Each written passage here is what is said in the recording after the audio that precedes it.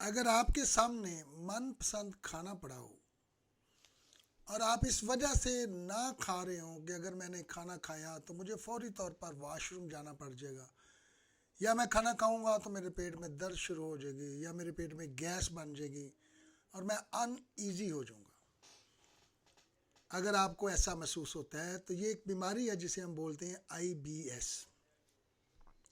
और ये बीमारी याद रखें 50% जो है वो आपकी सोच के साथ है और 50% ये बीमारी आंतलियों की सेंसिटिविटी से है। आपकी आंतलियाँ जो हैं वो थोड़ी सी एहसास हो जाती हैं, हर चीज़ का एक्ट कर देती हैं, जो भी आप खाएंगे उसी वक्त उसका वो रिएक्ट करती है। तो इस बीमारी से आपने डरना नहीं है। एलोपैथी में इसका कोई इतना मकबूल इलाज नहीं है, फर्स्ट एड है। होम्योपैथी में इसका काफ़ी बेहतर ट्रीटमेंट है। चंद एक मेडिसिन मैं आपको बताऊंगा, वो आप अगर रेगुलर आप इस्तेमाल करें। लेकिन इसके साथ आपने हर सूरत में अपनी सेहत को बेहतर करने के लिए एक्सरसाइज करनी है, वॉक करनी है, थोड़ा सा मूड अच्छा करना है। जब खाना खाना है तो आप फ्रेश मूड में हो, टेंशन में होकर खाना मत खाएं, थोड़ी सी एक्सरसाइज करेंगे। और होम्योपैथी की 3 ऐसी मेडिसिन है जिसमें नक्सफामिका है, कार्बोवेज है, चाइना है।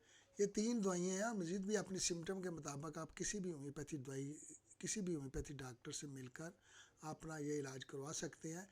लेकिन सबसे पहले आपने अपने आप ज़हन का भी ट्रीटमेंट करना है। अपने आप को ज़हन में भी ये करना है कि ये कोई ऐसी बीमारी नहीं है जिससे मैं इतना खौफजदा हूँ।